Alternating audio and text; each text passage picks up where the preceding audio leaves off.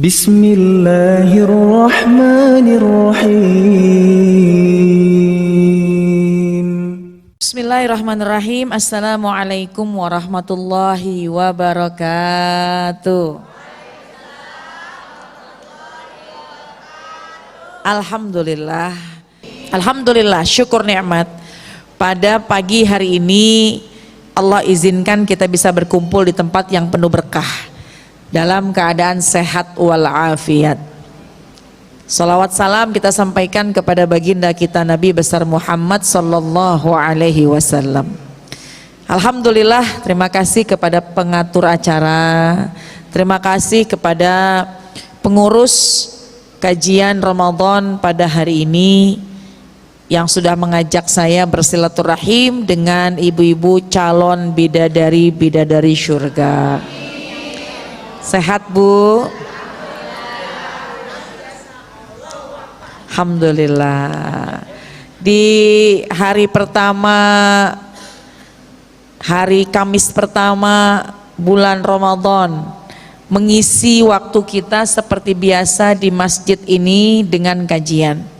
Dan ini adalah hari ke-3 dari bulan Ramadan. Alhamdulillah kita berkumpul di tempat yang penuh berkah. Kita mengisi hari-hari kita untuk mengaji dan mengkaji, mengisi dengan kebaikan-kebaikan, insya Allah yang kita lakukan penuh dengan pahala yang berlipat ganda.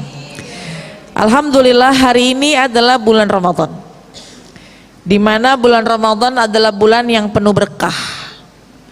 Temanya yang diangkat terkait dengan kita menjadi istimewa di bulan Ramadan. Kita menjadi istimewa di bulan Ramadan. Kenapa kita bisa jadi istimewa di bulan Ramadan? Karena kita ada di bulan Ramadan. Ramadan itu untuk umat Nabi Muhammad sallallahu alaihi wasallam. Ketika itu baginda Rasul sempat merenung, usia umatku baina sitin was sab'in. Usia umatku tuh cuma kisaran 60 sampai 70 tahun. Apakah banyak amal yang akan mereka bawa itu banyak? Apakah banyak amalan yang akan mereka bawa? Tapi ternyata Allah memberikan untuk umat Nabi Muhammad SAW adalah Ramadan, di mana bulan Ramadan dikatakan bulan yang penuh berkah. Mengerjakan satu amalan berlipat-lipat ganda. Amalan sunnah pahalanya wajib, ngerjain wajib berlipat ganda pahala. Bahkan di bulan Ramadan ada yang namanya Lailatul Qadar, khusus untuk umat Nabi Muhammad SAW. Khairun min alfi syahr, lebih baik daripada 1000 bulan. Orang yang bisa ibadah di Lailatul Qadar, maka dia akan ternilai ibadah sejumlah kurang lebih 83 tahun lamanya. Nah, ini kan keistimewaan Ramadan. Ada Ramadan karena baginda Rasulullah SAW. Ramadan itu untuk umat Nabi Muhammad SAW. Oleh karena itu kita bersyukur Bu. Nih yang pertama, bersyukur kita jadi umat Nabi Muhammad SAW. Bersyukur kita ini bisa ngerasain lagi Ramadan. Berapa banyak mungkin sahabat kita, keluarga kita, Ramadan kemarin masih bareng-bareng, sekarang udah terpisah. Kita doa dari mulai bulan kemarin, bulan Rajab kemarin doa, Allahumma barik lana fi Rajaba wa Sya'bana wa ballighna Ramadan. Ya Allah, berkahkan kami di bulan Rajab, berkahkan kami di bulan Sya'ban, panjangkan kami sampai dengan bulan suci Ramadan. Alhamdulillah, hari ini terbukti doa kita diijabah sama Allah Subhanahu wa taala karena kita minta berkah Rajab, berkah Sya'ban, panjang umur sampai dengan bulan Ramadan. Alhamdulillah kita bisa merasakan bulan suci Ramadan. Saya yakin yang hadir di sini mendapatkan malam pertama Ramadan. Bersyukur kita karena malam pertama Ramadan itu adalah malam nazrah, malam pandangan cintanya Allah. Jadi kalau kita sholat sunnah tarawih di malam pertama Ramadan, insya Allah kita mendapat pandangan cinta dari Allah Subhanahu wa Ta'ala. Malam pertama, Bu, kalau malam pertama yang biasanya ibu inget apa sih, Bu? Kalau sama suami dulu gimana? Ada pandangan cinta sepasang suami istri ketika malam pertama. Malam pertama Ramadan juga ada pandangan cintanya Allah kepada hamba-hambanya. Nah, jadi saya yakin nih yang hadir di sini alhamdulillah bisa mendapatkan pandangan cinta pada malam pertama di bulan Ramadan. Saya yakin yang hadir di sini malam pertama Ramadan meningkatkan kebaikan-kebaikan. Saya yakin yang hadir di sini malam pertama Ramadan kemarin udah mulai persiapan mau ibadah. Saya yakin yang hadir di sini pada malam pertama Ramadan udah mulai mikir, tar sahur pakai apa ya, tar bangun jam berapa ya, subuh tuh jam berapa ya, udah ngecak waktu, enak makan jam berapa gitu ya, besok mau ke pasar belinya apa gitu ya. Alhamdulillah. Ya, yang pertama bersyukur, la in syakartum la azidannakum wa la in kafartum inna adzabi lasyadid. Bersyukur aja dulu kita, Bu. Alhamdulillah ya Allah bisa merasakan bulan Ramadan. Yang kedua, tanamkan kita di dalam hati niat untuk meningkatkan amal-amal ibadah.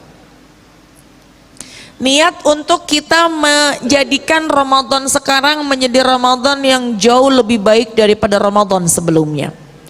Kalau tahun kemarin mungkin khatam Qur'annya cuma 5 kali. Tahun kemarin 5 kali, Bu. Enggak kayaknya ya. Kalau tahun kemarin berapapun itu yang penting tahun ini meningkat. Tahun kemarin cuma dapat 2 kali hataman, nah tahun sekarang bisa dapat 3 kali hataman.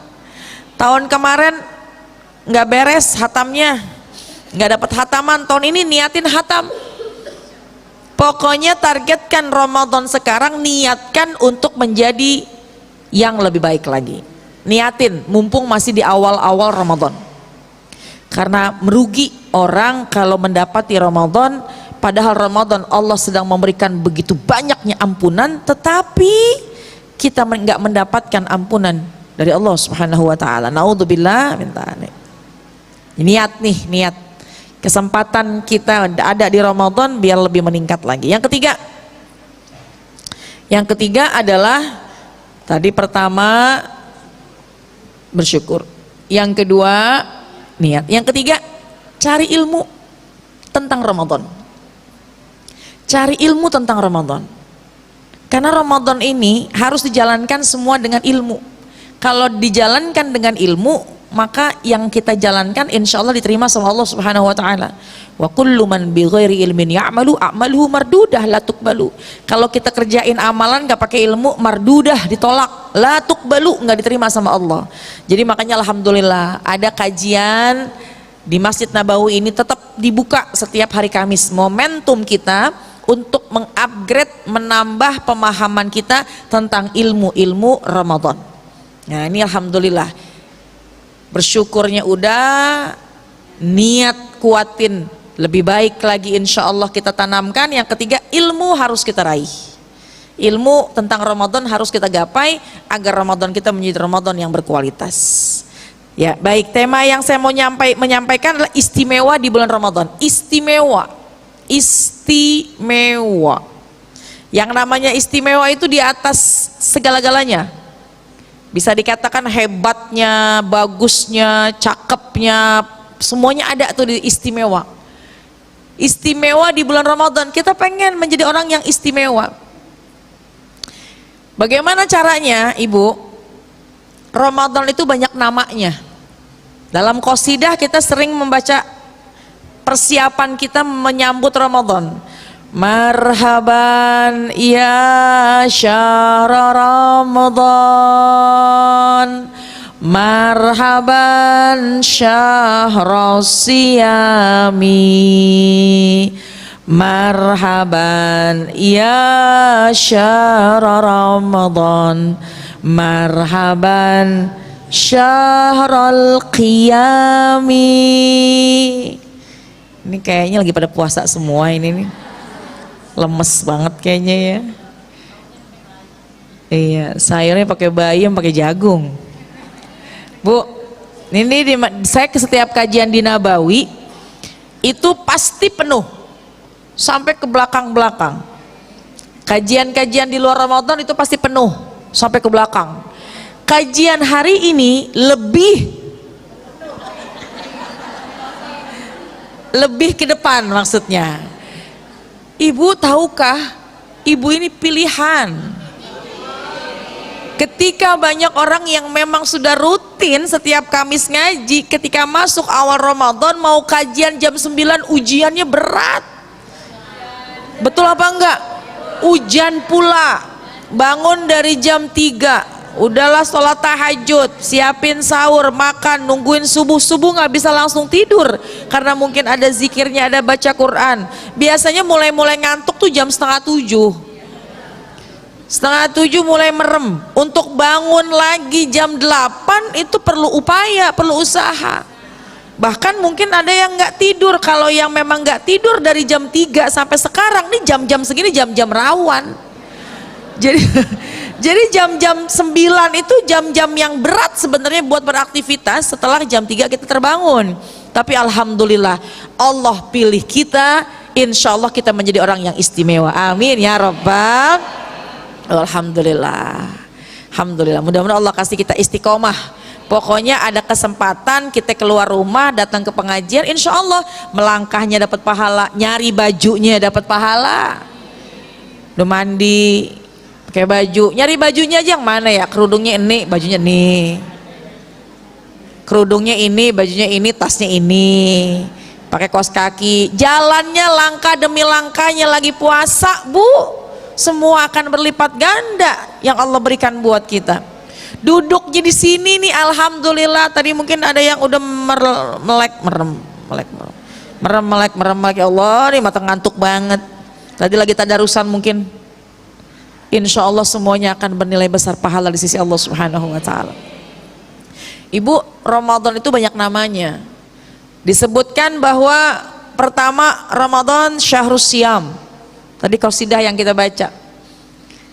Ramadan bulannya puasa. Yang kedua Ramadan syahrul qiyam, bulannya ibadah. Yang ketiga Ramadan syahrul Quran, bulannya Al-Quran. Yang keempat Ramadan syahrul khairat, bulannya kebaikan. Yang kelima Ramadan syahrul sadaqah, bulannya sedekah. Syahrul siyam, bulannya puasa, bulannya ibadah, bulannya Quran, bulan kebaikan, bulan sedekah. Kalau kita pengen istimewa di bulan Ramadan, perhatikan 5 ini. Jangan tinggalkan 5 ini. Jangan abaikan 5 ini. Maka kita akan menjadi orang yang istimewa. Pertama, Ramadan dikatakan syahrus siyam. Ramadan pertama dikatakan bulannya puasa. Bu, puasa kan ya? Insya Allah. Puasa orang itu beda-beda levelnya. Yang paling bawah puasanya orang awam. Yang kedua puasa orang khusus. Yang ketiga puasa orang istimewa. Nah, ini kan pengen jadi orang istimewa kan? Ayo cari tahu bagaimana tuh cara puasanya orang istimewa. Kalau puasanya orang awam, nggak makan, nggak minum, dari mulai subuh sampai maghrib, nggak berhubungan suami istri, udah itu doang.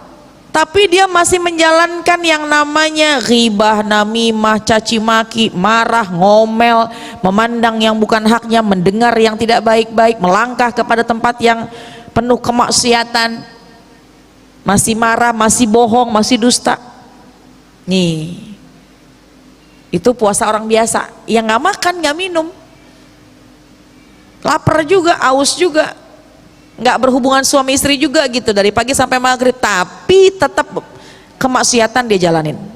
Puasa orang awam. Puasa orang khusus. nggak makan, nggak minum, nggak berhubungan suami istri dari pagi sampai maghrib. Tapi dia bisa mengendalikan hawa nafsu.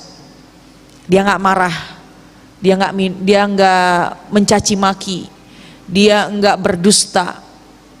Karena asyamu junnah. Dia jadikan puasa itu sebagai perisai, sebagai benteng. Puasa nggak boleh melakukan sebuah kemaksiatan. Sayang puasa, sayang pahala puasanya.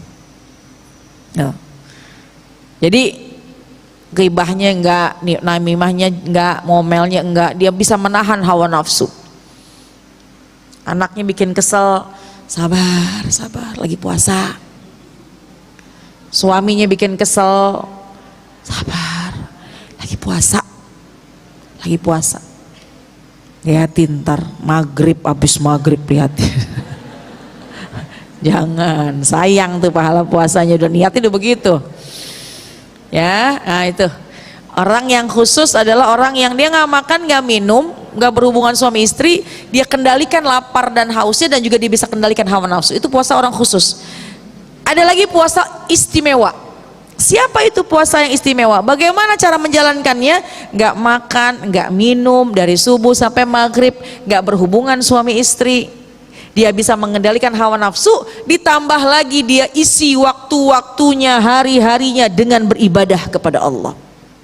Nih, itu ini yang istimewa. Alhamdulillah, sudah terbukti ibu-ibu di sini, insya Allah pengen punya waktu yang istimewa, pengen puasanya puasa istimewa, karena bukan tidak hanya menahan lapar haus, tapi juga bisa mengendalikan hawa nafsu dan hadir ke majelis ta'lim, ngisi waktu kita dengan kebaikan-kebaikan, insya Allah. Alhamdulillah. Jadi puasa orang yang istimewa adalah puasa yang memang dia memanfaatkan waktu di bulan Ramadan dengan kebaikan-kebaikan. Sayang waktunya terbuang sia-sia. Ibu, puasa itu adalah perisai. Sudah selayaknya kita ini di bulan Ramadan menjadikan diri kita ini punya rem, punya benteng. Ini subhanallah, orang kalau puasa dia akan menambahkan kebaikan-kebaikan. Nah itu ya. Jadi Ramadan dikatakan bulannya puasa. Jadi oleh karena itu jadilah kita orang yang puasanya istimewa, bukan saja nggak makan nggak minum, tapi bisa mengendalikan hawa nafsu dan mengisi hari-hari kita dengan kebaikan-kebaikan. Yang kedua, Ramadan itu juga disebut Syahrul Qiyam, bulannya ibadah. Ibadah yang dimaksud di sini, Bu, yaitu sholat sunnah tarawih. Man qama Ramadan imanan wahtisaban ghufir lahu ma taqaddama min zambih. Siapa orang yang kalau malamnya itu dia bangun qiyam di sini adalah sholat sunnah tarawih. Sholat sunnah tarawih. Ya itu. Sholat sunnah tarawih.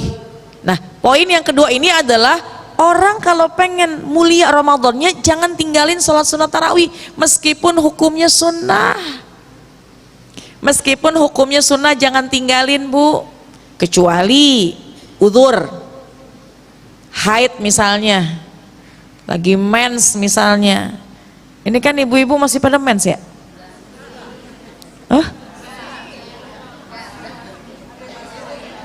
Kayaknya sih masih nih, masih kelihatan tuh masih pada muda gitu, kelihatannya. Udah enggak ya? Tapi nikmati tidaknya itu dengan alhamdulillah. Ada, Bu, orang yang minta sama saya, nanya sama saya, Ustazah boleh nggak sih kalau saya di bulan Ramadan minum penunda haid? Saya bilang jangan, karena kita insya Allah masih bisa merasakan Ramadan berikutnya. Jangan, itu alami aja, itu datang dari Allah. Allah yang mengizinkan semuanya, kecuali ibu mau berangkat umroh, mau berangkat haji, perlu uang, perlu waktu untuk berangkat ke sana. Sayang kalau sekiranya memang kita udah berangkat ke sana malah kita berhalangan, kita udzur, maka itu dimaaf, itu ada kedaruratan. Tapi kalau Ramadan jangan. Jadi ada hikmahnya bagi yang memang belum sudah datang, artinya sudah nggak haid, maka nikmatilah Ramadan ini dengan senang hati, terus ibadah. Tapi bagi orang yang mungkin ada masa-masa menstruasi, insya Allah ada hikmahnya. Semua ada hikmahnya. Nih Bu, Ramadan adalah bulannya kita sholat sunat tarawih. Karena cuma di bulan Ramadan Bu, kita sholat sunat tarawih. Ada nggak orang serajin-rajinnya Ramadan, serajin-rajinnya di ibadah, dari mulai bulan Sya'ban dia udah sholat sunat tarawih?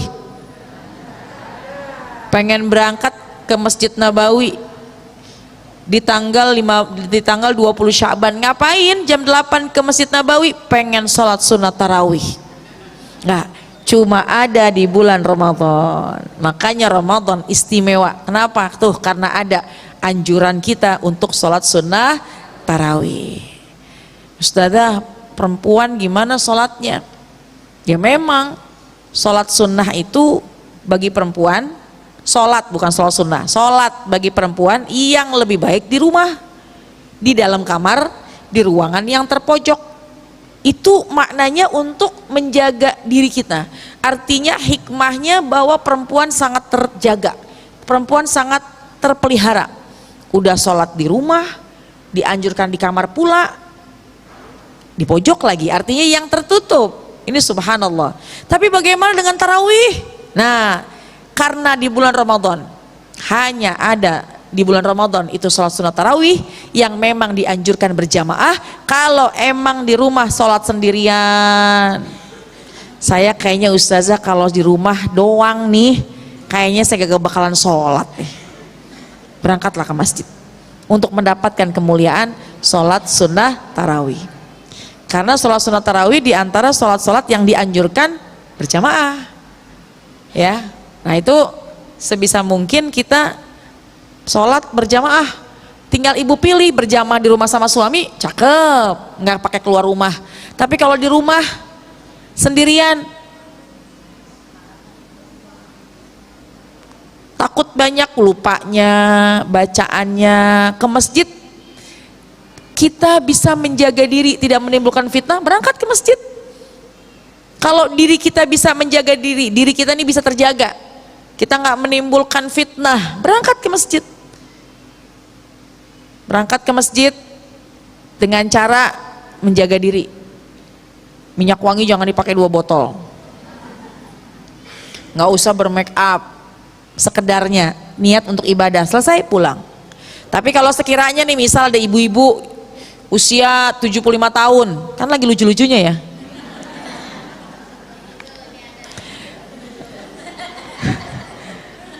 tujuh puluh 75, ustazah saya nggak ke masjid. Kenapa?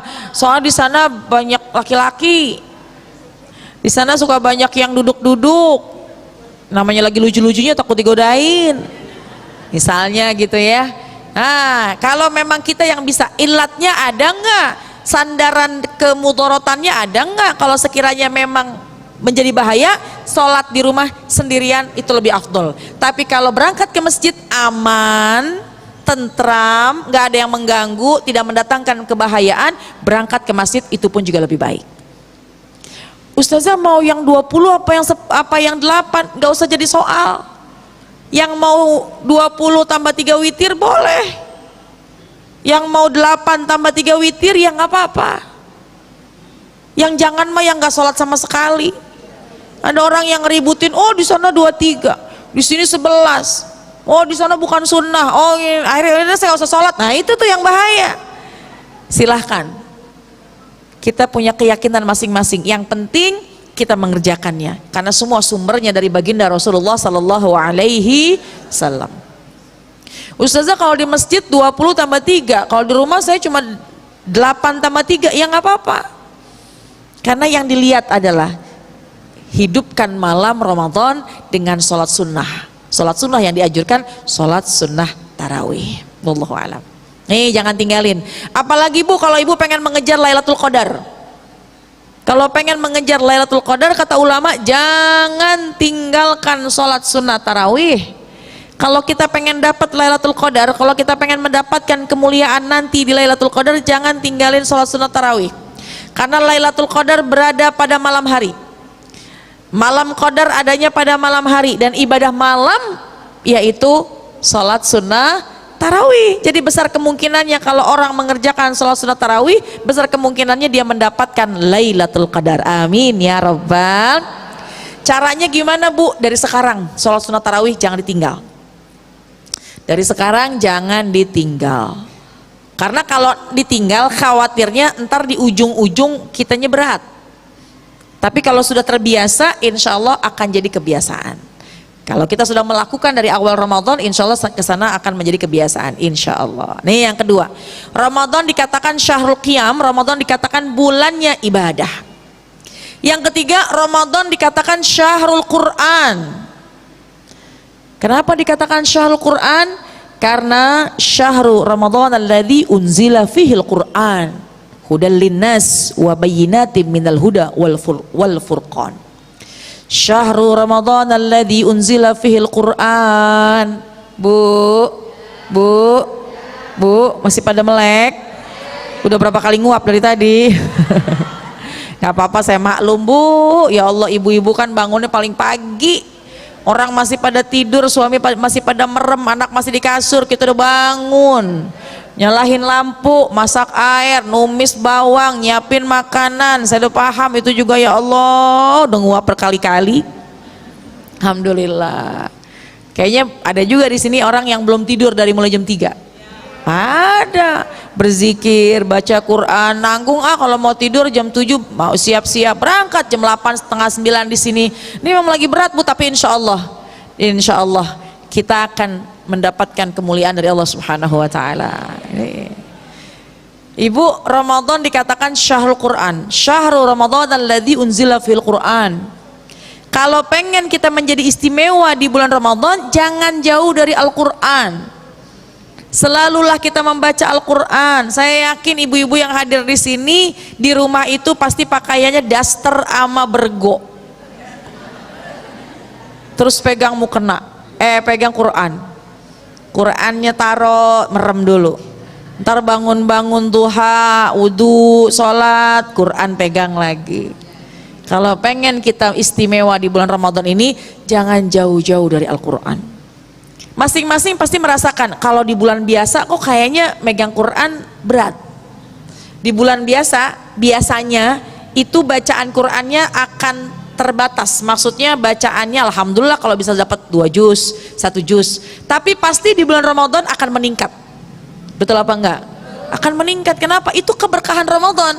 Bahwa di bulan Ramadan ini diturunkannya Al-Quran, maka insya Allah motivasi kita untuk membaca Al-Quran lebih giat lagi. Jadi kalau di bulan Ramadan kita nggak semangat baca Quran, mau di bulan apa lagi sih kita pengen cinta sama Al-Quran? Karena di bulan lain kadang-kadang berat banget ujian mau baca Quran. Tapi di bulan Ramadan insya Allah karena futihat abu-abul jannah, wa ghulliqat abu-abun nar, wa suffidati syayatin, dibuka pintu surga, ditutup pintu neraka, dibelenggunya setan-setan. Makanya semangat kita baca Quran. Kenapa kita semangat baca Quran? Karena diturunkan Al-Quran di bulan Ramadan.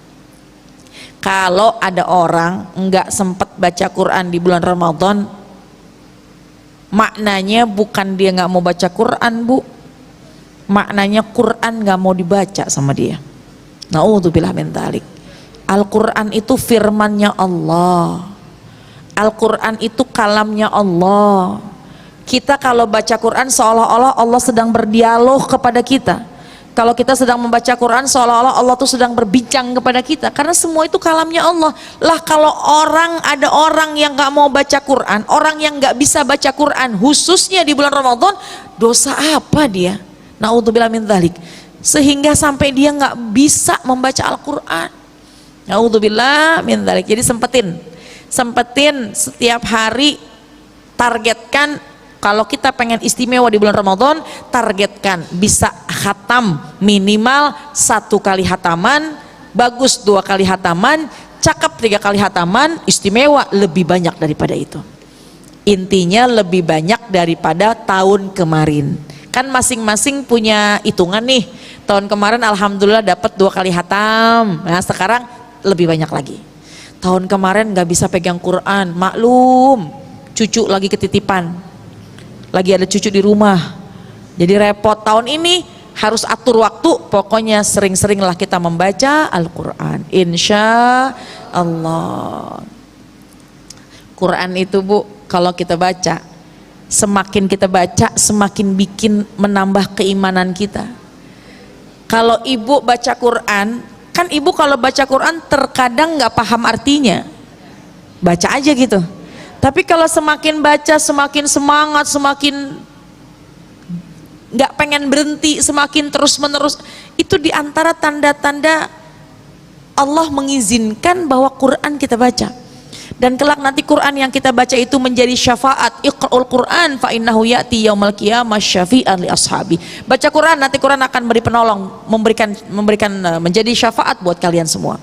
Nih kita niatin yuk, pokoknya Al-Quran insya Allah kita bisa baca setiap waktu, setiap hari, khususnya di bulan Ramadan ini. Amin ya Rabbal. Nih tadi aja kan pagi duduk sini tadarus ya Bu ya. Nah ntar sampai rumah habis sholat zuhur sempetin baca Quran, mata ngantuk ustazah, tidur dulu nggak apa-apa, bangun ambil air wudhu, baca Quran lagi. Pokoknya hari-hari kita memandang Al-Quran insya Allah. Yang ketiga, yang keberapa sekarang? 4. Yang keempat, Ramadan juga dikatakan syahrul khairat. Ramadan dikatakan bulannya kebaikan. Semua kebaikan harus kita lakukan di sini. Ngerjain kebaikan, ngerjain sunnah dinilai dengan pahala yang wajib. Ngerjain pahala yang wajib berlipat ganda pahala. Bahkan kata Nabi, kullu amal ibnu adam yudha'afu bi asyri amsalihha illa sab'ami'ati dhi'fin. Semua amalan anak cucu Adam dibalas 1 kali amalan kali 10 pahala. Illa sab'ami'ati dhi'fin, sampai 700 kali lipat pahala. Faqala Allah Ta'ala, dan firmannya Allah Ta'ala, illa saum, kata Allah, kecuali puasa. Fa innahu li wa ana ajzi bihi, karena sesungguhnya puasa itu punya aku yang akan memberikan balasan khusus kepada orang yang puasa. Jadi amalan biasa aja Bu bisa berlipat-lipat ganda pahala. Jadi makanya kita niatin deh, pokoknya Ramadan ini menjadi Ramadan yang penuh kebaikan buat kita. Jangan abaikan sedikit pun kebaikan, jangan tinggalkan sedikit pun kebaikan, dan jangan remehkan sekecil kemaksiatan. Cuma bohong dikit, nah itu tuh. Itu karena selayaknya Ramadan berlipat ganda pahala, Ramadan pun ketika kita melakukan dosa khawatirnya bisa berlipat ganda dosa yang kita lakukan. Naudzubillah min dzalik. Jadi ayo kita berlomba-lomba pada kebaikan, berlomba-lomba pada amal-amal soleh insya Allah. Yang terakhir, yang kelima, Ramadan dikatakan syahrus sedekah. Syahrus sedekah. Sebelum saya ngomongin sedekah, ada yang terlupa di poin yang keempat tadi. Ibu, syahrul khairat, di antara bulan kebaikan, ada Ramadan ini adalah waktu-waktu yang semua doa itu diijabah. Ada 3 golongan manusia yang doanya tidak ditolak sama Allah. Yang pertama, imamun adil, imam yang adil, pemimpin yang adil, nggak ditolak doanya sama Allah. Bukan imam, bukan pemimpin yang zalim, tapi pemimpin yang adil, doanya diijabah sama Allah. Jadi makanya kalau kita nih diberikan amanah kepercayaan menjadi pemimpin, jadilah pemimpin yang adil agar doa kita semua diijabah oleh Allah Subhanahu wa taala. Yang kedua, orang yang terzolimi. Orang yang terzolimi itu doanya nggak ditolak. Jadi hati-hati, kita jangan pernah menzolimi orang lain. Jangan pernah zolim sama orang lain. Dan kita orang yang terzolimi nggak usah takut, nggak usah khawatir. Angkat tangan aja sama Allah, doa kita semua mustajab. Dan yang ketiga, orang yang puasa, doanya diijabah sampai dia berbuka. Orang yang puasa sampai dia berbuka, Bu, semua yang diucapkan akan menjadi doa. Jadi makanya hati-hati nih, lagi puasa ngomongnya yang benar, ngomongnya yang baik, jangan asal-asalan, karena khawatirnya itu menjadi sebuah doa buat kita. Ya, apalagi nih Ramadan ini ada waktu-waktu yang mustajab. Semua waktunya mustajab, tapi ada waktu yang istimewa, tapi kadang-kadang kita lalaikan. Kapan? Menjelang berbuka puasa dan sesaat setelah berbuka puasa. Itu waktu yang hebat untuk berdoa, karena doa di waktu itu adalah mustajab. Ini saya mau tanya sama ibu-ibu, orang Masjid Nabawi. Ini kira-kira kalau menjelang berbuka puasa ibu lagi ngapain? 5 menit menjelang berbuka puasa ibu lagi ngapain kira-kira? Kira-kira biasanya kemarin tuh 2 hari kemarin ngapain? 5 menit 10 menit sebelum berbuka masih di dapur, masih pakai daster. Ya. Kalau tahun kemarin begitu, tahun ini insya Allah lebih baik lagi. Bahwa jelang-jelang berbuka puasa itu adalah waktu yang baik buat kita berhajat kepada Allah, berdoa kepada Allah. Kan kadang-kadang kita bu di setengah jam mau berbuka puasa kan lagi repot ya bu ya. Lagi beresin lauk-lauk, cuci tangan, lap nggak ada, tisu nggak ada, daster jadi lap. Habis nyambel, lap lagi. Masih repot di dapur karena kan ada cucu datang, anak datang, lagi pilek, nyari tisu nggak ada, lap nggak ada, daster lagi. Udah nyiapin piring, nyiapin gelas, nyiapin sendok, nyari lap nggak ada, tisu habis. Ya Allah kemana? Ini lap kok susah banget nih, piring masih pada basah, daster lagi buat ngelap. Ada yang gitu? Nggak, orang sini mah rapi-rapi semua. Kayaknya orang sini mah kalau masak tuh pada pakai baju beginian nih. Kayaknya gitu, kayaknya. Begini apa daster? Emang anakan daster ya bu ya? Kayaknya kita mau bebenah, mau nyiapin sahur, nyiapin buka. Ya Allah di mana-mana. Saya kalau ada kajian di luar kota aja saya tanya, ibu kalau di rumah pakai apa? Daster. Ternyata daster adalah pakaian nasional ibu-ibu semuanya. Baju dinas. Enak banget, luar biasa. Yang paling lama umurnya itu daster, itu yang paling sering kita pakai. Ibu jelang-jelang berbuka puasa, kalau memang tahun lalu kita fokusnya dengan bukaan, maka niatin pokoknya bukaan kita jelang-jelang berbuka udah mulai rapi. 5 menit sebelum berbuka, 10 menit sebelum berbuka udah rapi semuanya. Duduk, kemudian kita membaca doa yang diajarkan Nabi kepada Sayyidah Aisyah radhiyallahu anha. Karena Sayyidah Aisyah pernah bertanya, "Ya Rasulullah, Allahumma shalli wa sallim wa barik." Nah, ini kayaknya emang pada ngantuk semua nih kayaknya nih. Karena saya baca salawat kayaknya pada diem aja mulutnya nih. Ya, kita baca salawat sekali ya Bu ya. Kita baca salawat supaya hati kita terang, mata kita juga terang dengan cahayanya baginda Rasulullah sallallahu alaihi. Allahumma salli ala sayyidina Muhammadin wa dawaiha wa afiyatil abdani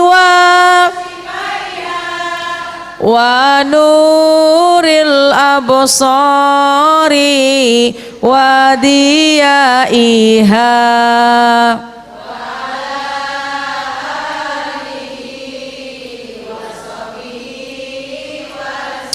Allahumma salli wa sallim wa barik alaihi.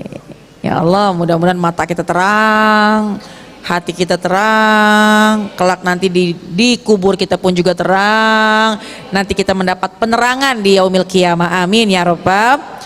Ibu Sayyidah Aisyah itu pernah bertanya kepada baginda Rasul, "Ya Rasulullah, Allahumma shalli wa sallim wa barik alaihi. Ramadan itu semua waktunya mustajab. Kira-kira doa apa yang pantas saya ucap ya Rasul ketika datangnya bulan Ramadan?" Kemudian baginda Rasul mengajarkan satu doa khusus untuk Sayyidah Aisyah, menjawab pertanyaan dari Sayyidah Aisyah radhiyallahu anha, doa yang dibaca bagus kalau masuk bulan Ramadan. Apa itu doanya?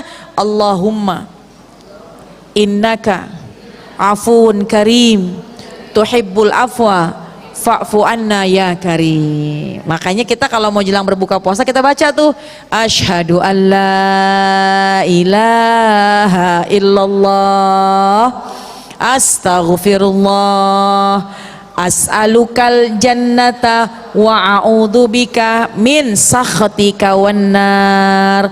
Allahumma innaka afun karim tuhibbul afwa fa'fu anna.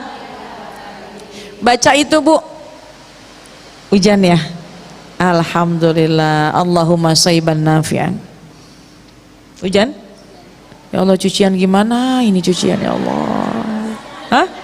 Nggak pakai nyuci ya? Ya Allah, cucian. Ya Allah, bagaimana itu? Ikan asin lagi dijemur. Alhamdulillah, barokah. Itu.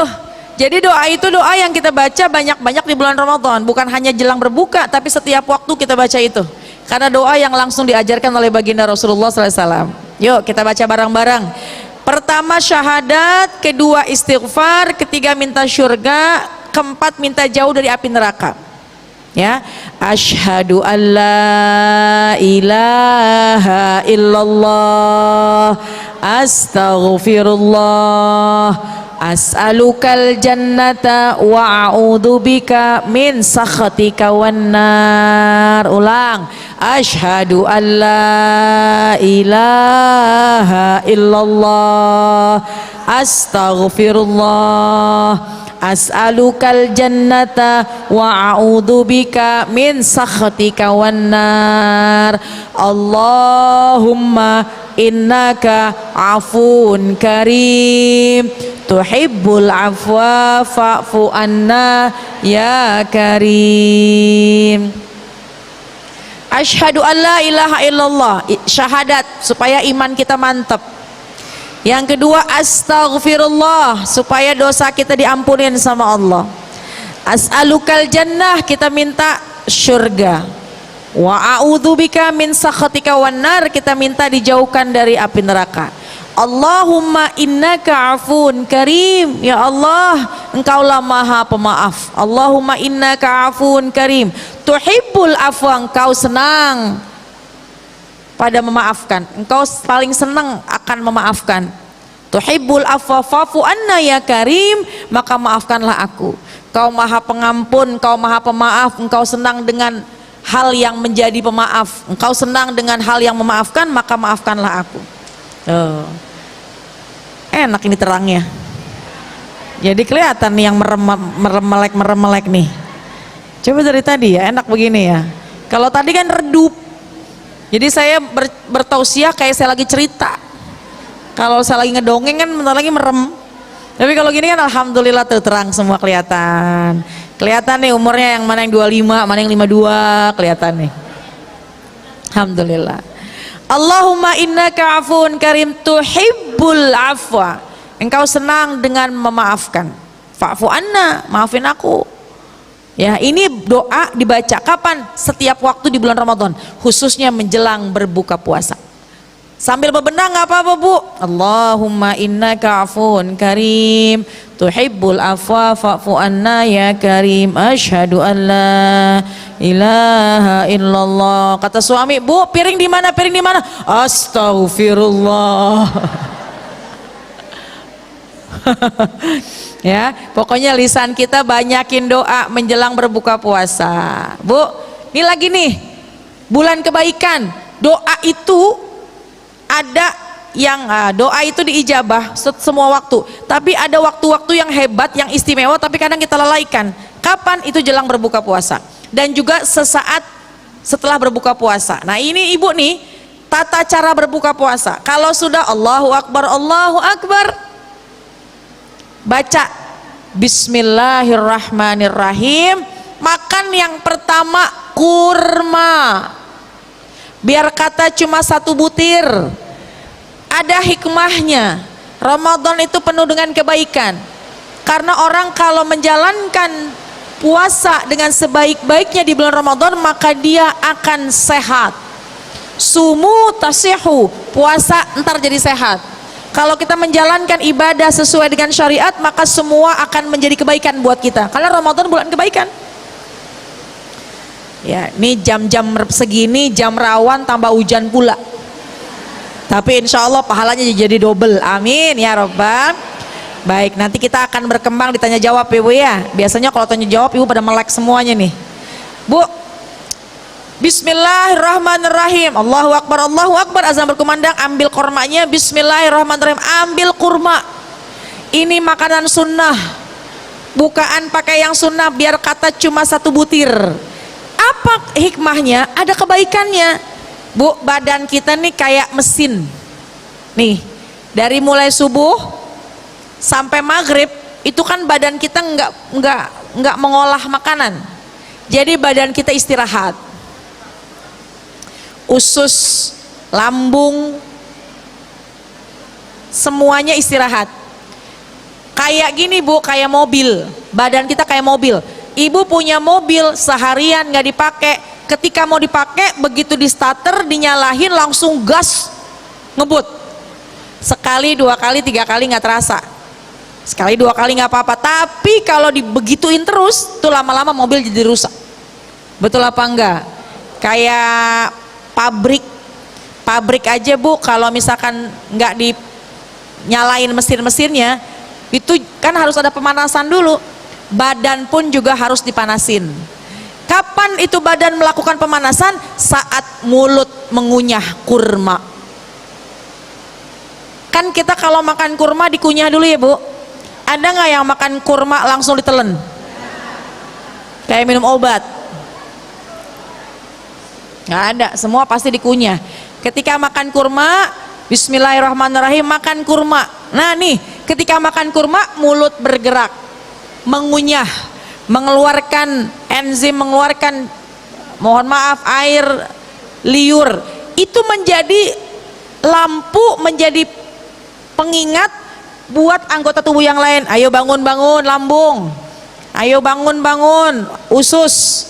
Kenapa nih bentar lagi mau masuk makanan? Kalau itu badan lagi diem, tiba-tiba dicokokin begitu banyak tanpa ada peringatan, tanpa ada pemanasan, lama-lama badan jadi sakit. Jadi hikmahnya, kebaikannya adalah jalanin syariat, jalanin sunnah. Sumu tasihu.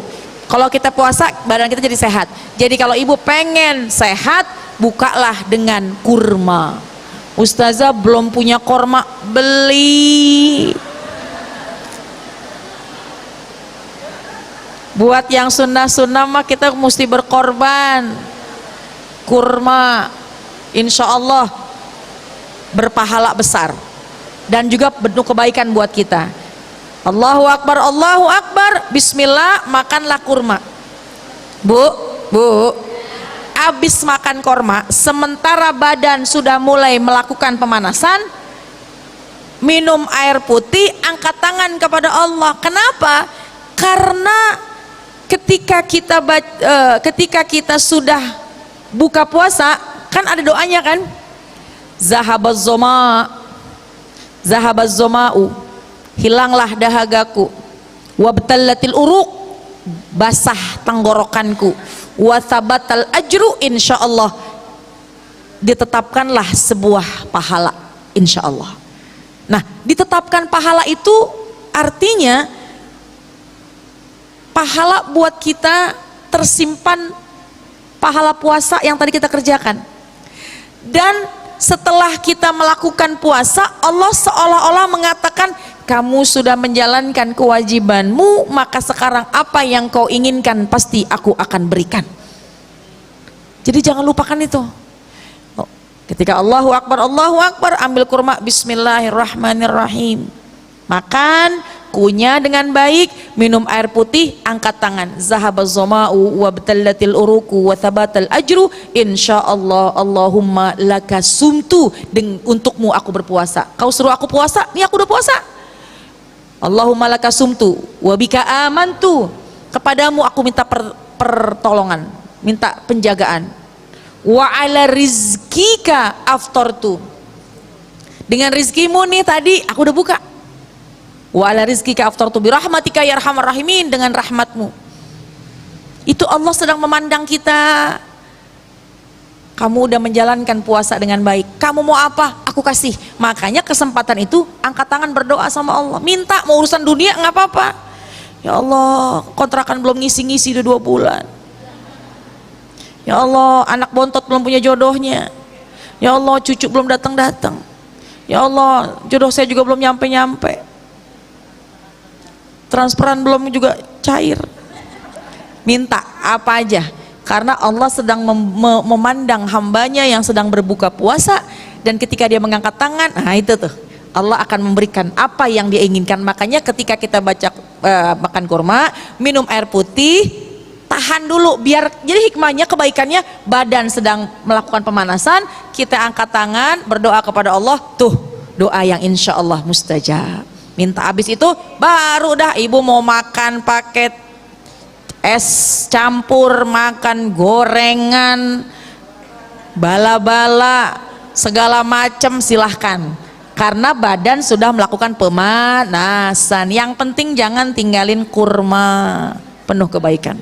Kadang-kadang kita udah jam 5, setengah 6 aja es campur, kolak pisang, gorengan bakwan, comrok 2, lontong sambel, enak banget ibu ya. Ya nggak apa-apa, cuma makan yang pertama adalah kurma, insya supaya badan kita sehat. Orang kalau puasanya bener, insya Allah asam lambungnya sembuh, kolesterolnya insya Allah stabil.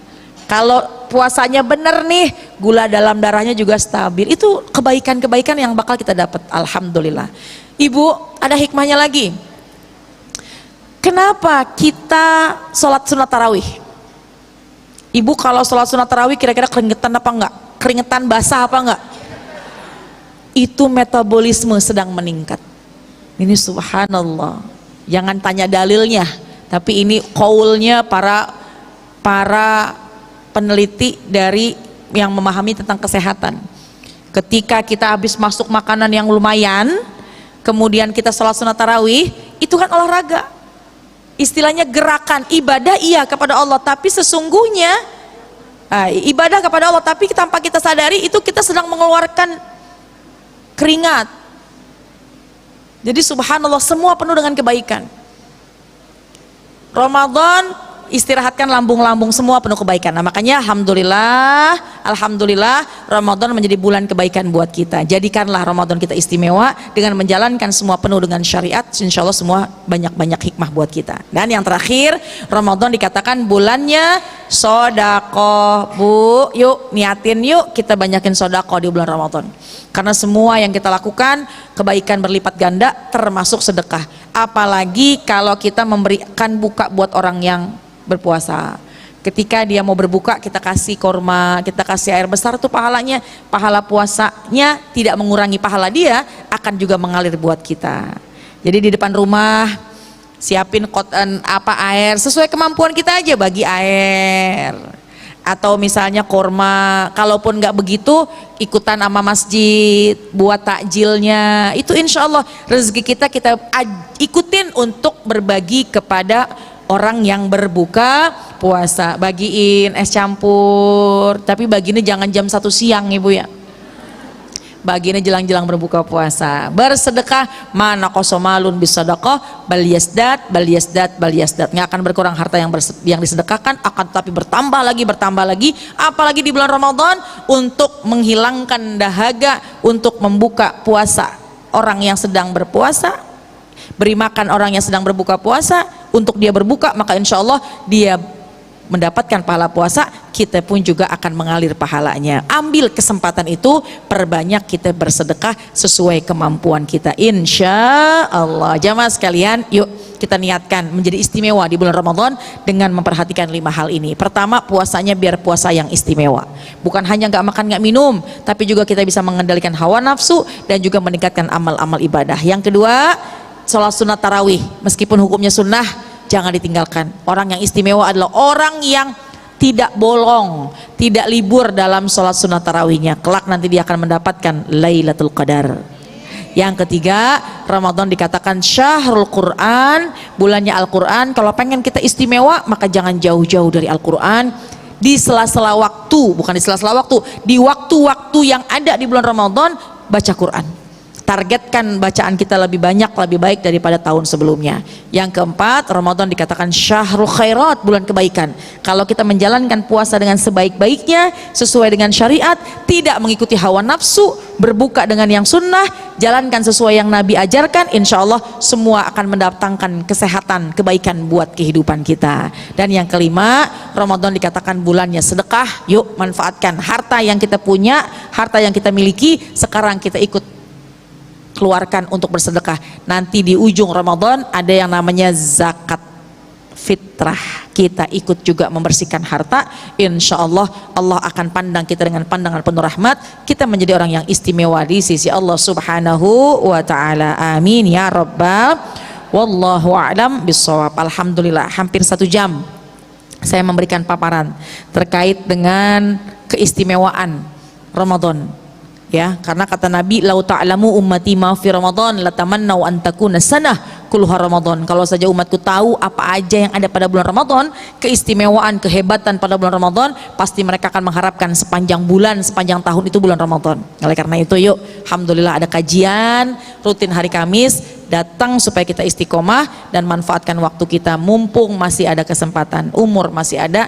Jadikanlah Ramadan ini menjadi Ramadan yang insya Allah berbobot kualitas, yang insya Allah kita menjadi istimewa di sisi Allah subhanahu wa ta'ala. Amin ya rabbal alamin. Baik jamaah sekalian, ada pertanyaan? Ya, ini mana moderatornya? Ya, siap. Ya, silakan. Berapa orang dulu nih Ustazah? Berapa ya? 3 dulu kali 3 ya. boleh, oke. Silakan Bu.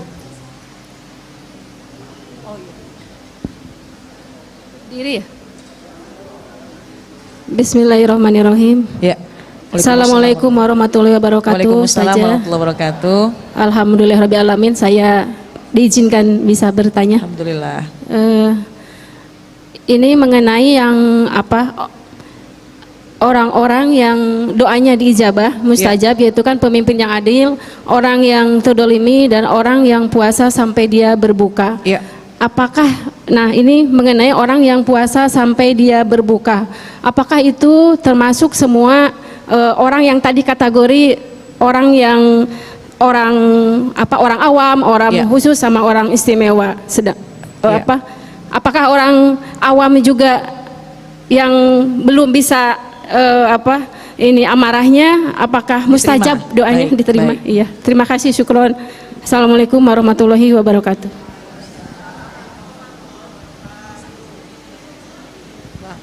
Yang dekat aja dulu dah. Ya, assalamualaikum warahmatullahi Waalaikumsalam wabarakatuh. warahmatullahi wabarakatuh. Bu Ustazah, saya ingin bertanya, mungkin ini hal yang umum, cuma kadang-kadang saya mengalami ini gitu. Ya. Pada saat kita puasa Ramadan, apakah kita apabila melakukan tindakan yang memang harus suntik gitu, suntik kesehatan ya, apakah itu dibolehkan atau nanti ditunda dulu menjelang buka? Dan yang kedua, Bu Ustazah, tentang olahraga renang. Jadi saya pribadi sama dokter memang saya sakit kaki. Jadi yang memang saya dianjurkan untuk terapi berenang.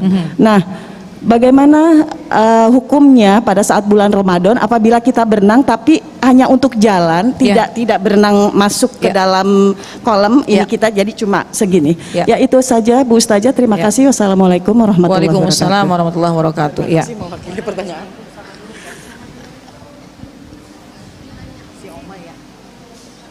Satu lagi? Boleh. Handphone. Assalamualaikum warahmatullahi wabarakatuh. Waalaikumsalam warahmatullahi wabarakatuh. Saya mengambil. Alhamdulillahirabbil alamin. Allahumma shalli ala sayyidina Muhammad. Ustazah, saya ingin bertanya, tapi ada 2 pertanyaannya. Boleh. Mudah-mudahan mewakili semuanya. Ya, pertanyaan pertama tentang adab ketika membaca Al-Qur'an. Karena saya mungkin faktor U juga, kemudian karena kaki saya pernah cedera, pinggul saya pernah pecah. Jadi 4 tahun saya baru bisa duduk sempurna dalam sholat, insya Allah. Jadi ketika baca kan misalnya fokus ingin hatam 1 juz, 1,5 jam sampai 2 jam. Itu gaya saya sudah berbagai gaya, ganti gaya. Misalkan tadinya duduk bersimpuh, jadi bersimpuh ke kiri, ke kanan. Kemudian lama-lama saya pun selonjoran sambil pangku Al-Quran. Di dalam sholat? Di dalam baca Quran, adab membaca Al-Quran. Kadang saya berpikirkan ini kan sedang berdialog dengan Allah. Ya. Jadi alangkah tidak sopannya sebetulnya sadar itu, tapi apa hendak dikata begitu. Ya. Kemudian pertanyaan kedua, misalkan kita melihat ketika tarawih di masjid, ya, kemudian rakaat seseorang tentu tertinggal karena, ya, dia batal, dia kan berwudu. Kadang jadi pikiran saya sebagai yang awam, ketika dia kembali berarti kan rakaatnya sudah hilang 2. Nah, misalkan kita ikut di masjid yang rakaatnya 23, ya, berarti ketika yang bersangkutan itu kembali ke sajadah, dia kan kurang 2 rakaat. Ya. Saya terpikir, tapi ketika kemudian witir, dia pun ikut witir. Nah, ini sebetulnya yang benar menurut syariat Islam tuh, apakah dia pulang menyempurnakan tarawihnya witir di rumah ataukah bagaimana? Ya. Terima kasih, itu saja. Assalamualaikum warahmatullahi wabarakatuh. Waalaikumsalam warahmatullahi wabarakatuh. Sudah? 3 dulu ya. Baik, nanti kita mudah-mudahan aman, kita punya waktu lagi. Baik jamaah sekalian, pertama, doa diijabah. Apakah sama dengan orang yang berpuasa awam? Waktunya Allah siapkan buat siapa aja. Waktunya Ramadan, Allah akan mengijabah. Ini waktu yang mustajab. Layaknya masjid ini adalah masjid yang istimewa. Silahkan datang orang untuk mengaji, semua orang bisa masuk. Layaknya Ramadan, waktunya mustajab, semua orang bisa berdoa. Akan tetapi yang datang ngaji di sini beda-beda nih takaran pahalanya. Ada yang niatnya ikhlas lillahi ta'ala, takarannya sempurna. Ada yang pengen datang cuma kepaksa aja gitu karena kebetulan gak enak sama calon mertua misalnya. Jadi bukan karena lillahi ta'ala. Atau ada yang datang ke sini karena mohon maaf ini nggak ada di sini, tapi saya mengumpamakan aja. Saya sengaja saya mau datang aja ke pengajian, kenapa? Soalnya ada yang nagih di rumah saya jam-jam segini. Contoh, gitu ya. Atau ada yang datang saya pengen ngeliat, nah ustazah TikTok, yang mana sih ustazah TikTok? Itu beda-beda niat. Masjid ini dibuka, siapa saja bisa masuk dan semua ada pada ketentuan Allah, bagaimana hatinya masing-masing. Makanya pentingnya niat, innamal a'malu binniat. Niat kita ngaji ikhlas lillahi ta'ala. Itu. Nah, lalu bagaimana kaitannya dengan waktu Ramadan? Waktu Ramadan Allah persembahkan, Allah siapkan selebar-lebarnya. Siapa yang mau berdoa silahkan. Cuma kembali lagi, pertama siapa yang berdoa? Tentu orang yang puasa. Yang namanya puasa nih Bu, yang namanya puasa nggak makan, nggak minum, nggak berhubungan suami istri, itu dia puasa. Maka dia tetap diterima oleh Allah Subhanahu Wa Taala doanya. Tapi ada syarat. Ada syarat. Baik orang awam, orang khusus maupun orang istimewa, sekalipun dia nggak makan, nggak minum, dia menahan hawa nafsu, dia beribadah, tapi tetap ada syaratnya. Apa syaratnya? Selama pertama dia tidak menjadi anak yang durhaka sama orang tua. Orang awam sekalipun dia berpuasa, sah puasanya, cuma nggak bisa mengendalikan hawa nafsu, kadang-kadang ketelepasan untuk ngomel, puasanya sah, pahala puasanya mungkin berkurang, tapi ketika dia mengangkat tangan bisa jadi dia diterima karena dia menjadi anak yang berbakti kepada kedua orang tua. Ada orang yang puasa istimewa, subhanallah, waktunya dijaga, Qur'annya dibaca, kemudian betul-betul dia memanfaatkan waktu mengendalikan hawa nafsu, tapi na'udzubillah min dzalik, dia melukai hati orang tua.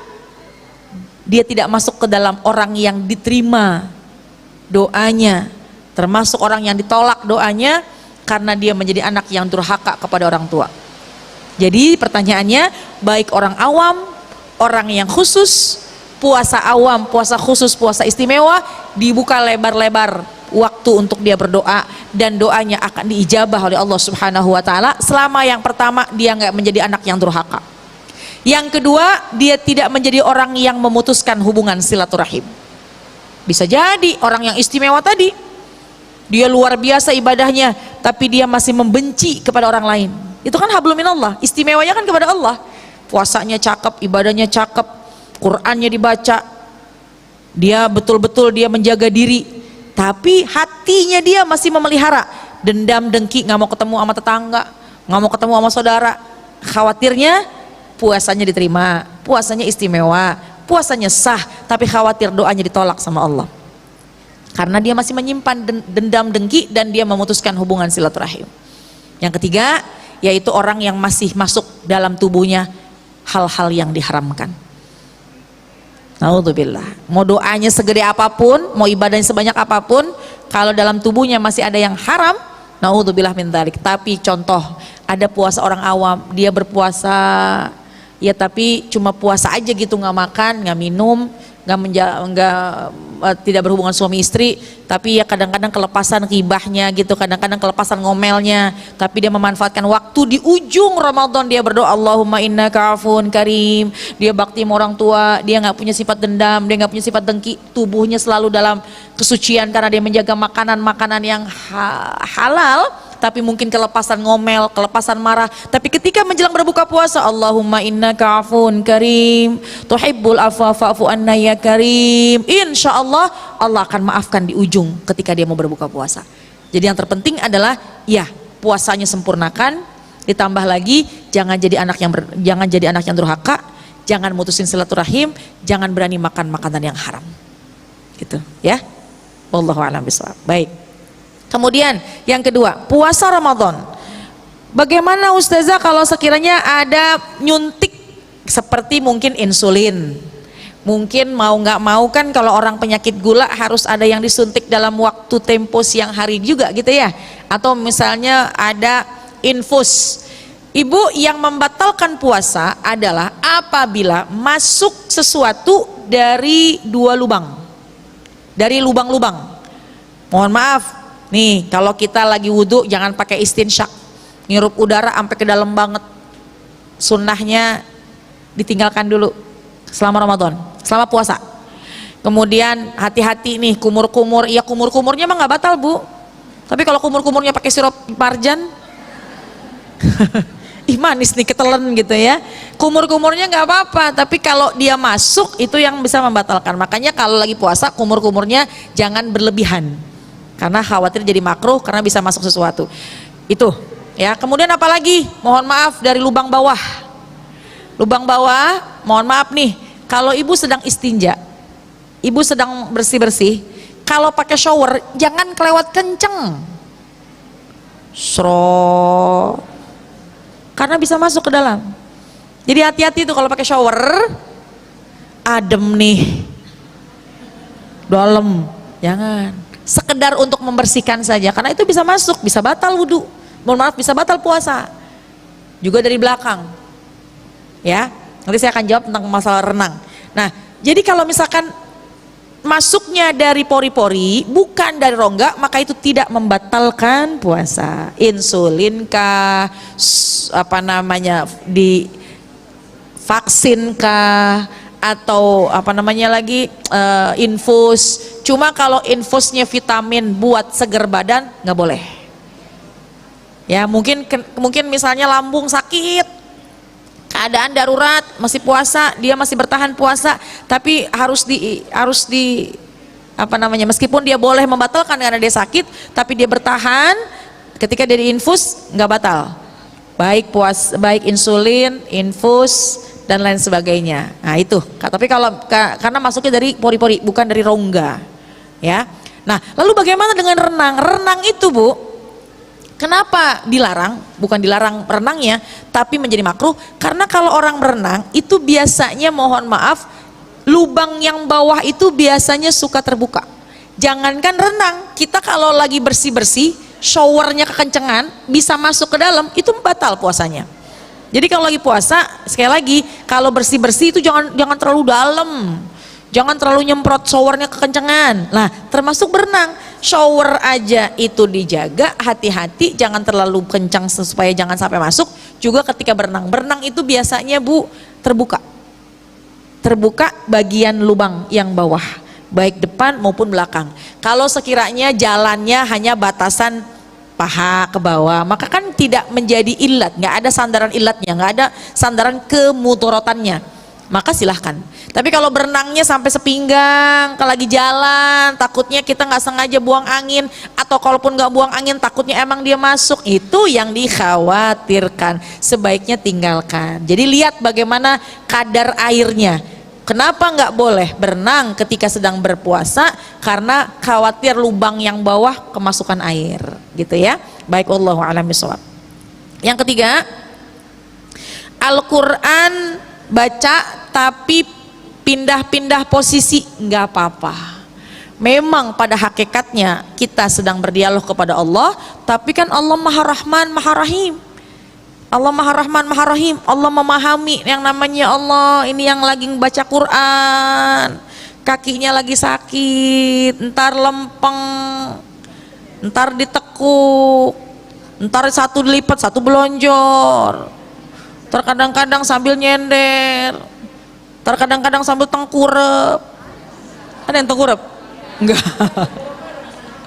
Nggak bisa nafas itu ya. Artinya silahkan, karena syaratnya dalam membaca Al-Quran, syaratnya memegang mushaf Al-Quran dalam keadaan suci. Posisi bebas, mau seperti apa. Dan bahkan ibu, baca Quran itu dianjurkan memang duduknya berpindah-pindah, nggak harus menghadap kiblat. Nah jadi gini, Nabi pernah bertanya kepada salah seorang sahabat pernah bertanya kepada Nabi, Rasul, siapa orang yang paling baik, ditanya gitu ya. Kata baginda Rasul, al-hal wal murtahil.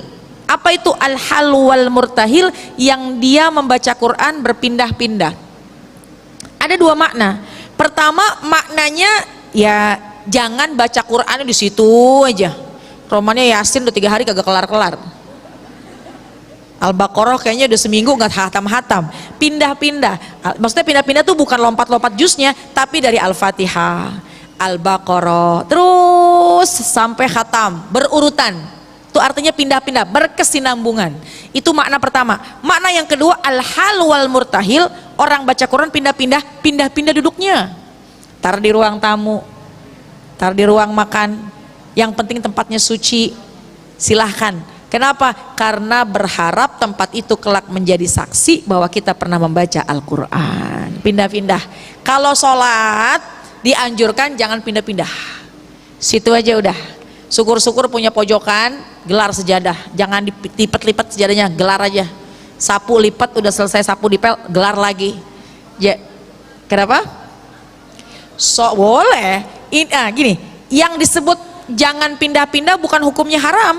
Berarti kalau pindah-pindah dosa? Enggak, boleh pindah-pindah, tapi sebaiknya kalau kita sholat tetap di situ. Baca Quran sebaiknya berpindah-pindah. Kalau emang tuh rumah kita atau tempat kita baca Quran emang ada satu makomnya di situ, ada tempat mimbarnya di situ, ya udah ya nggak apa-apa. Hukumnya bukan hukum haram, enggak. Lebih anjuran para ulama. Ya, jadi silahkan. Itu. Jadi pertanyaannya, mau baca Quran terkadang kita sebaiknya memang ada adabnya. Sebaiknya ketika kita baca Quran tuh ada adabnya. Apa itu adabnya? Adabnya menghadap kiblat, menutup aurat. Ya.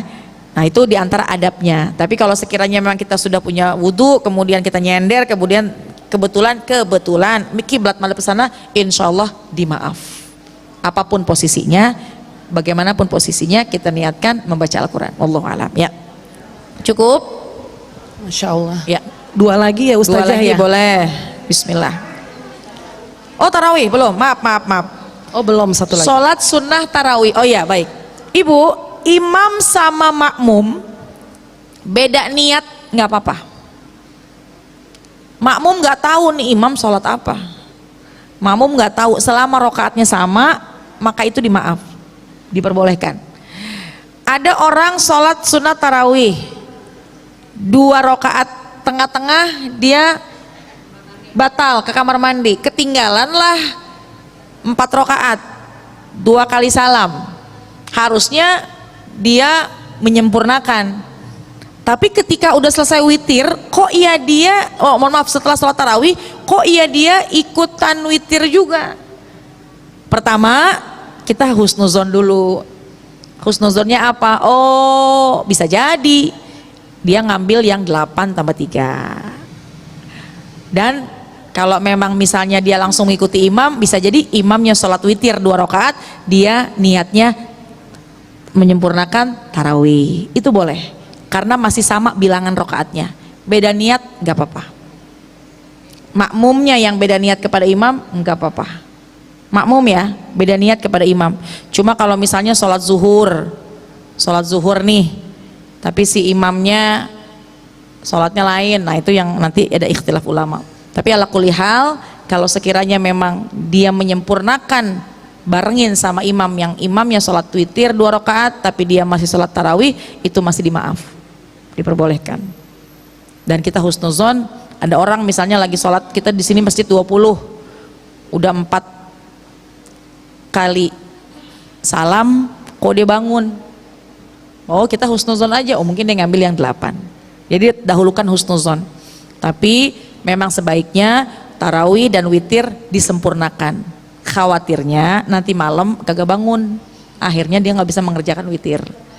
Nah jadi gimana Ustazah kalau misalkan tengah malam pengen tahajud? Kalau yakin witir ditunda boleh, witir nanti nggak apa-apa. Tapi asal yakin nanti bakal sholat tarawih, mohon maaf, tapi yakin nanti malam akan bangun dan dia menyempurnakan witirnya.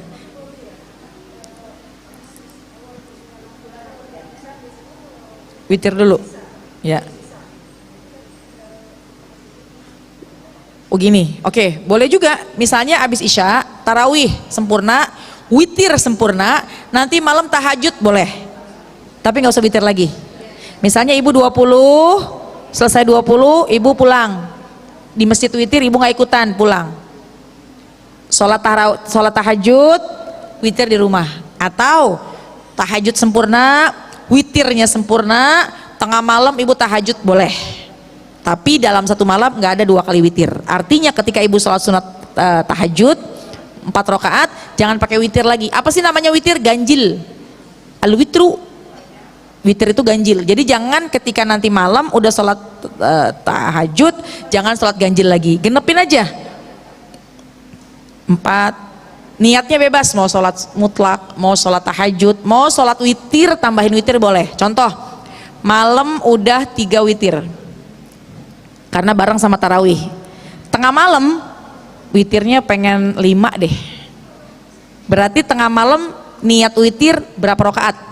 2. Yang dikerjakan 2-nya. Maka malam itu ibu mengerjakan 5 rakaat witir. Gak usah witir lagi, gak usah ganjil lagi. Yang ganjilnya jangan diikutin lagi. Udah, yang ganjilnya tadi aja sekali. Dalam satu malam ganjil cuma sekali. Wallahu a'lam. Gitu ya. Baik, cukup. Ya. 2 pertanyaan lagi ya. Masya Allah. Penasaran. Satu aja ya. 5 nggak apa-apa ya. Assalamualaikum warahmatullahi wabarakatuh. Ya, waalaikumsalam warahmatullahi wabarakatuh. Bu Ustazah, saya Ya. mau tanya. Saya itu punya penyakit. Ya. Punya penyakit diabetes. Ya. Udah kemarin saya tuh sempat 4 hari yang lalu tuh saya kena 505. Masya Allah. Ya. Ya. Tapi saya pikir saya juga pernah 537 waktu pertama tuh. Terus saya diamin, saya dapat rujukan 2 kali. Ya. Terus kata saya gini, kalau saya dapat rujukan saya pikiran, ntar saya nggak dapat kenapa gitu ya. Terus akhirnya saya itu saya ikut kajian aja, saya nggak pikirin itu apa surat rujukan. Alhamdulillah 4 hari yang lalu saya udah turun langsung 135 karena saya nggak pikirin ya. Makan apa juga saya dibatesin. Ya. Gula saya nggak makan. Yang jadi pikiran saya itu pengen makan kurma, tapi kurma kan manis. Manis, ya. Saya itu pengen makan, tapi kalau dibawain anak saya beli gitu, saya nggak mau makan. Saya takut gula saya naik. Ya. Terima kasih Bu Ustazah. Masya Allah. Pengen sunnah tapi takut gitu ya. Ya, baik. Jamaah sekalian, ada lagi? Boleh lanjut lagi? Ya, boleh. Assalamualaikum warahmatullahi wabarakatuh. Waalaikumsalam warahmatullahi wabarakatuh. Tentang membaca Quran, Bu Ustazah. Ya. Kalau udah punya adabnya kan salah satunya harus punya wudhu. Ya. Kalau misalnya buang angin harus berwudhu lagi atau tidak? Ya. Kalau sholat pun, sholat wajib atau sholat sunnah, kadang kalau kentut itu kan, maaf buang angin, batal. Ya. Tapi kalau itu dari dubur, maaf kalau dari Depan. kemaluan, dari Depan apa belakang tuh dia lewatnya? Ya, kan kalau dari belakang kan Dubur. dubur kan batal. Ya. Kalau dari depan Kubul. gimana? Oke. Ya. Iya. Baik. Alhamdulillah. Itu Assalamualaikum aja. warahmatullahi Waalaikumsalam. wabarakatuh. 2 cukup? Cukup ya. Ada lagi? Satu lagi penasaran. Oke, 3 ganjil. Penisirin. Assalamualaikum warahmatullahi wabarakatuh. Waalaikumsalam warahmatullahi wabarakatuh. Izin Ustazah, saya Ya. mau bertanya. Katanya kan malam pertama Ramadan itu malam najroh ya, Ya. malam pandangan cintanya Allah. Ya. Kalau seandainya kita saat malam pertama itu masih head, Ya. berarti kita nggak dapat malam najroh, malam cintanya Allah. Ya. Itu saja Ustazah yang saya ingin tanyakan. Ya. Terima kasih. Ya. Syukran. Baik, bagus. Pertama, ya, kurma itu sunnah. Ya. Saya juga punya ibu mertua. Ibu mertua saya juga diabetes. Kalau makan gula sedikit langsung terpancing gitu. Tapi meyakini bahwa yang namanya makanan sunnah itu tentunya kan ada kebaikannya. Kalau sekiranya memang kan metabolisme tubuh beda-beda. Kalau memang kita coba satu kurma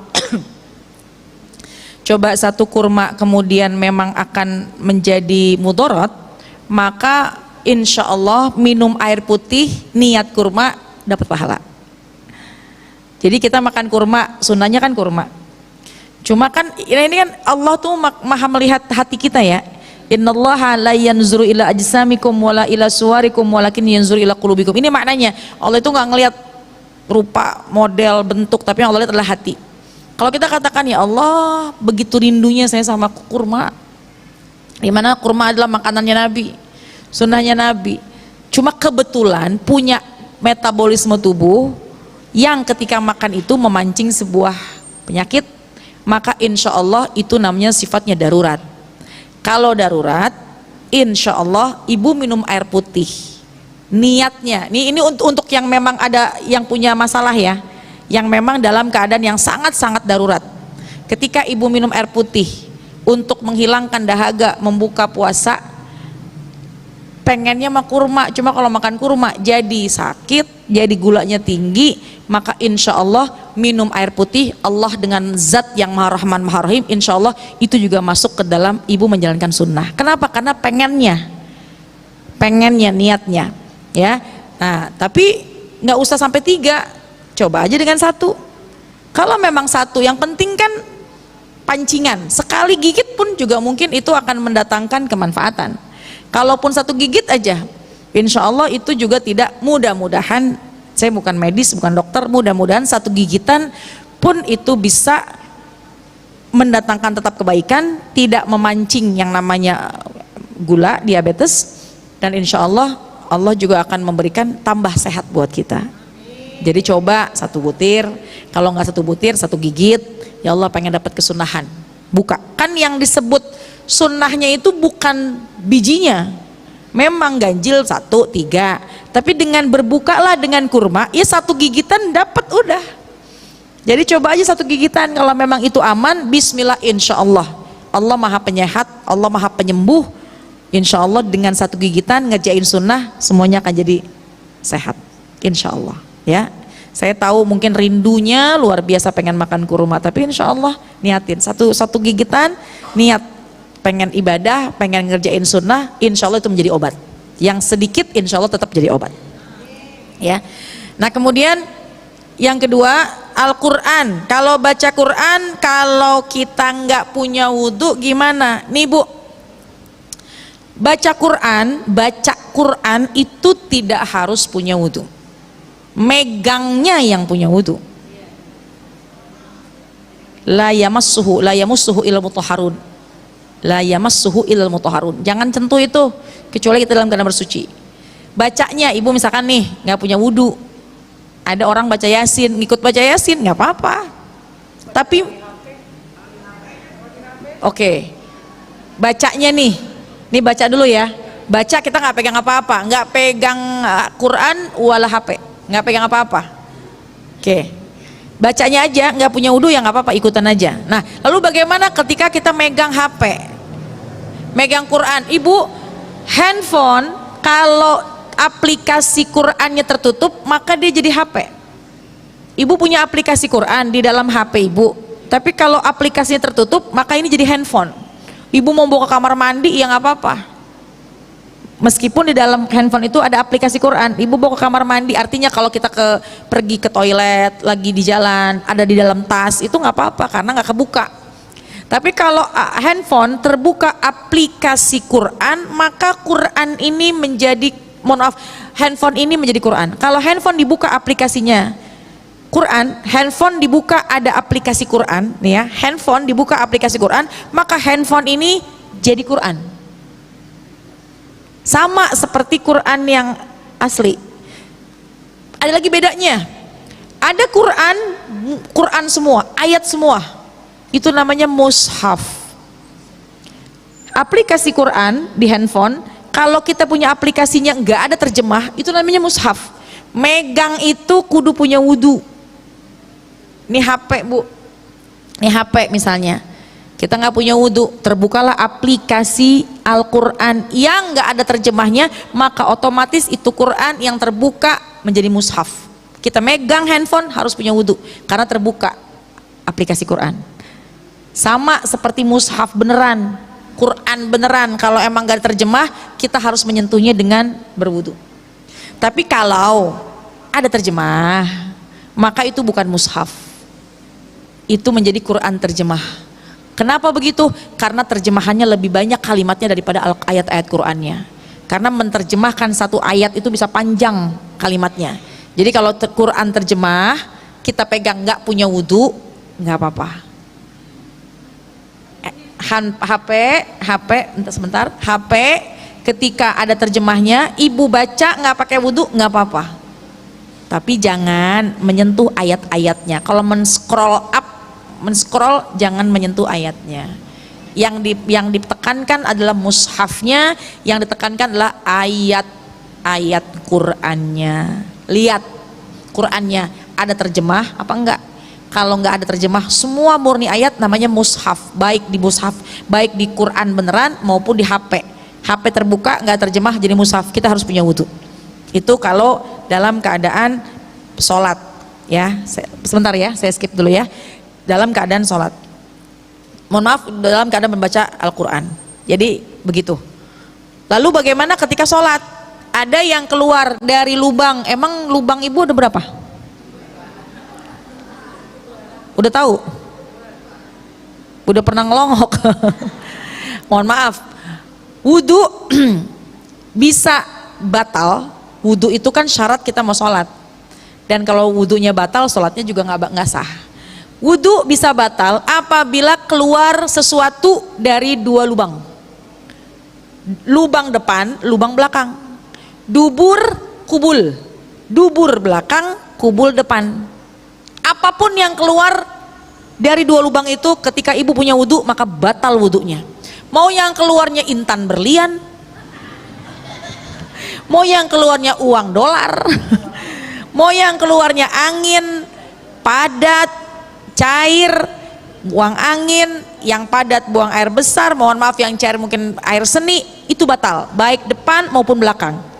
Kalau yang belakang kan biasanya padat, kalau yang depan biasanya cair. Cair ini mohon maaf ya, sedikit saya bahas fikih, bisa jadi air seni, bisa jadi keputihan, bisa jadi air mani, bisa jadi air madhi, apapun itu. Maupun angin sekalipun, kalau keluar dari dua lubang maka jelas batal. Nah, lalu gimana Ustazah lagi sholat kadang-kadang suka ada yang keluar, tapi apakah kita yakin itu yang keluar dari situ, dari dua lubang? Kan bisa jadi keringetnya yang memang mengucur, atau mungkin ketika kita bebersih belum kita keringin, kemudian itu gimana caranya Ustazah? Dalam fikih al-yaqin la tazulu syak, yakin tidak bisa menghilangkan keraguan-raguan. Yakin aja selama ada yang keluar itu bukan dari situ. Nah, kalau ragu-ragu meskipun nggak keluar dari situ udah jelas batal. Makanya kaidah fikih yakin di atas segala-galanya. Yang penting yakin. Jadi kalau ibu sholat ada yang keluar tapi asal yakin di hati ya kan, kalau yakin beda. Ini kayaknya kan gini Bu, mohon maaf. Kalau air bisa jadi keringat, bisa jadi bekas kita bersih-bersih. Kalau misalkan angin belum tentu juga, mohon maaf, angin itu belum tentu memang dari situ. Bisa jadi mohon maaf nih sekali lagi mohon maaf. Nih perempuan semua. Kan bisa jadi mohon maaf ya. Mohon maaf, kemaluan kita itu kan berlapis. Ketika dalam keadaan duduk, kemudian berdiri, dia terkadang ada ketika transisi gerakan kemaluan itu bisa jadi mengeluarkan angin, tapi bukan angin yang dari dalam, tapi gerakan itu. Ibu kan ada lapisannya, ntar dicek aja di rumah coba. Gerakan lapisan kemaluan kita itu bisa mengeluarkan bukan angin dari perut, bukan, tapi angin yang gerakan itu. Nah jadi asalkan yakin, dan itu bukan bagian dalam kan, bagian luar. Kayak gini Bu, ibu punya wudhu, mohon maaf nih ya, ada yang gatel di bibir kemaluan, batal nggak? Di bibir doang, bibir. Yang namanya kemaluan ini mohon maaf nih Bu, kita berdiri, mohon maaf nih, tersingkap kita pakai anduk. Anduk kita jatuh, tangan kita nggak sengaja menyentuh, mohon maaf nih ya, kemaluan yang di bawah, baru bibirnya aja, itu nggak batal. Karena yang namanya khitanaini, mohon maaf, yang disebut khitan, yang disebut kemaluan itu adalah yang di depan adalah tempat di khitan. Laki-laki jelas, kalau perempuan bisa terlihat disebut kemaluan kalau dia duduk di atas kedua kaki. Jadi maksudnya bahasa kitanya nih, kalau yang disebut kemaluan kalau ibu jongkok baru kelihatan. Tapi kalau berdiri dia ngumpet. Udah ngumpetnya di mana? Ngumpet. Jadi kalau kita sentuh enggak. Itu yang depan. Kalau yang belakang, mohon maaf sekali lagi mohon maaf ya. Yang bagian belakang itu mohon maaf sekali lagi, bagian dubur ketika ibu mohon maaf sekali lagi, yang namanya yang menyentuh batal apabila ibu menyentuh bagian yang berkerut. Kerut apa enggak? Ini di live apa enggak nih? Tapi nggak apa-apa, ilmu. Mohon maaf ya, itu batal. Tapi kalau mohon maaf hanya di bagian bokong, itu enggak. Jadi kita harus paham betul tentang masalah fikih. Nah jadi kalau memang ada yang keluar air, bisa jadi itu bukan dari sana, bukan dari lubang itu. Oleh karena itu kita yakin aja, yakin ini bukan buang angin, bukan buang air kecil. Maka keyakinan itu meskipun memang sekiranya itu keluarnya dari sana, tapi kita yakinnya bukan, maka nggak batal. Karena yang paling didahulukan adalah keyakinan. Asal yakin. Tapi kalau ragu-ragu, mendingan batalin, wudhu lagi, gitu ya. Baik, wallahu alam. Kemudian yang terakhir, haid malam pertama. Jangankan malam pertama Ramadan ya, malam pertama pengantin aja kalau haid uring-uringan, apalagi malam pertama Ramadan. Ibu, Allah memandang semua hambanya dengan pandangan rahmat di malam pertama bulan Ramadan selama hamba tersebut sedang beribadah. Ibadahnya nggak harus sholat sunat tarawih. Ibu yang sedang haid di malam pertama ngebangunin suami, bang sahur yuk bang, pahala. Kemudian ibu malam pertama ngerapiin, ngegelar sejadah, itu ibadah, pahala. Zikir, astagfirullahaladzim, itu ibadah. Jadi kebaikan yang kita lakukan meskipun kita sedang haid. Haid itu kan nggak bisa puasa, nggak bisa masuk masjid, nggak bisa baca Quran, ya, nggak bisa sholat. Tapi ibadah yang lainnya ketika berzikir. Oh iya, sempat sih malam pertama itu saya masak buat buka puasa, itu juga termasuk ibadah. Oh iya, sempat sih di malam pertama saya di rumah, tapi saya siapin baju kokoknya suami, saya kasih sarungnya, saya kasih kainnya, anak-anak saya rapiin, ayo pak berangkat pak ke sana, saya di rumah, itu ibadah. Oh di rumah saya sempat sih baca istighfar, sempat baca doa, oh sempat nonton kajian, sempat ngeliat kultum tarawih, itu ibadah. Jadi yang disebut malam nazroh, malam pandangannya Allah kepada semua hambanya di malam pertama bulan Ramadan, setiap mereka yang tidak lalai kepada Allah, tidak lalai kepada Allah. Wallahu a'lam bishawab ya.